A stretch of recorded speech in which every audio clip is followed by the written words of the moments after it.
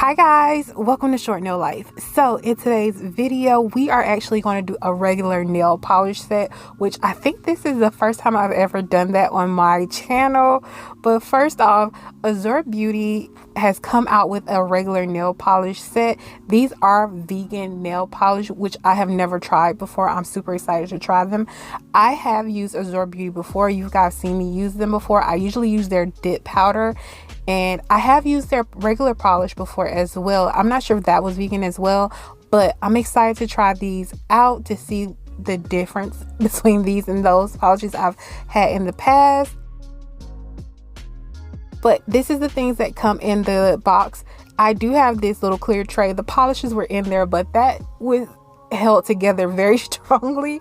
So once I took the polishes out, I could not get those back in there because it was a tight squeeze. They made sure that your polishes were safe to get to you.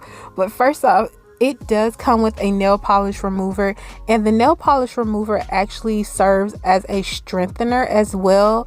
It removes the nail polish while also moisturizing. So the top coat actually it lasts for 7 days, and it is vegan and plant-based. So looking through these polishes, this whole collection is about strengthening your nails and helping them to grow. So these are the polishes I have, and this is a beautiful pink shimmer shade. I thought it was really pretty. Then this is a light pink shade. All of the shades seem to be a little bit jelly in consistency, which personally I love. I think they're really pretty, and you can also use these as like a nude shade, these lighter pinks, which I think is really cool. Like I'm always telling you guys, I am really bad at describing colors, so all I can say is this is a deeper pink. And I did notice that there is color names on top of the bottle. Well, not names, but numbers. So I did try to go back and show you the numbers as well. And then this is a light shade of pink as well. As you're about to see, I've already swatched them, and I did use the top coat on top of them. So I did swatch on top instead of underneath. And that's what I'm trying to show you is I used the top coat. I really love these polishes. They're really nice. They're easy to use. And if you want to check them out, I'll have a link down in the description box down below that will take you to the website where you can purchase these yourself. And I do recommend them. In all honesty, when they contacted me and told me they were doing a regular nail polish line, my mind immediately went to, oh, this is perfect. It's toenail season. This is perfect to do your toes with.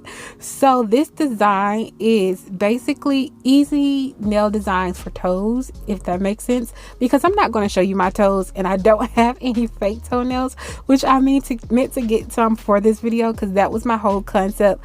But this is just an easy design that you could do on your toes.